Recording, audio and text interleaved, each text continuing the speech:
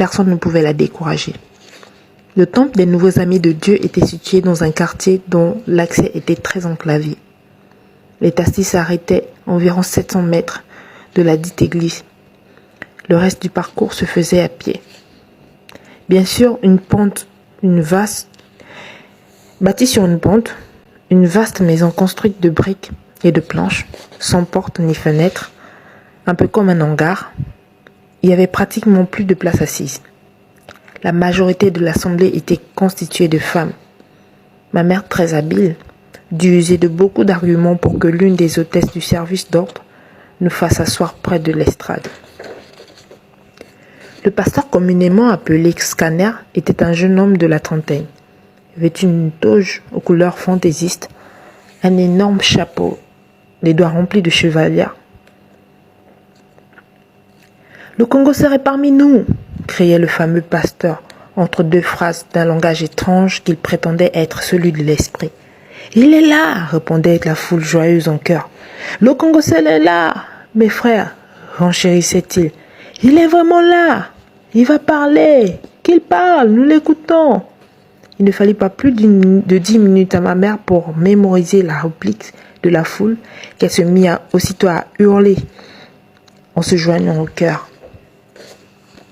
J'étais offusqué en observant la passion qui animait cette assemblée majoritairement constituée de femmes. Déjà une demi-heure que nous étions dans cette pseudo-église, mais à aucun moment je n'avais entendu le nom de Jésus qui pourtant était censé être le thème principal d'un rassemblement chrétien. Aucun message en rapport avec la Bible, qui est la parole de Dieu. Par contre, des promesses de mariage, d'enfants, de promotion au travail, de délivrance, de guérison extraordinaire abondaient. Pourtant, le plus grand bonheur des fidèles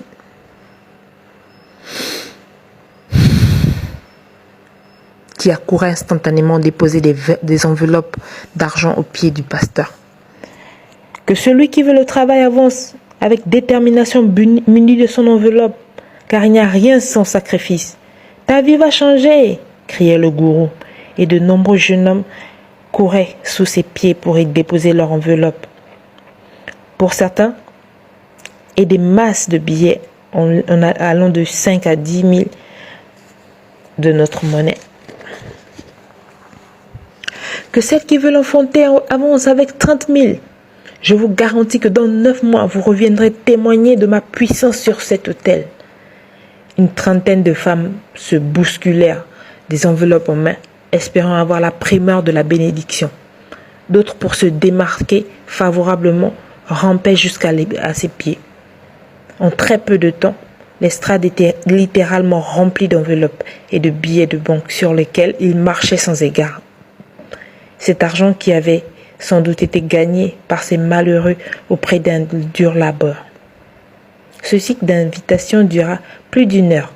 Il citait des maladies et des situations dont les solutions allaient d'un ordre croissant. D'un montant à un autre, l'estrade ne se désemplissait pas. Et parfois,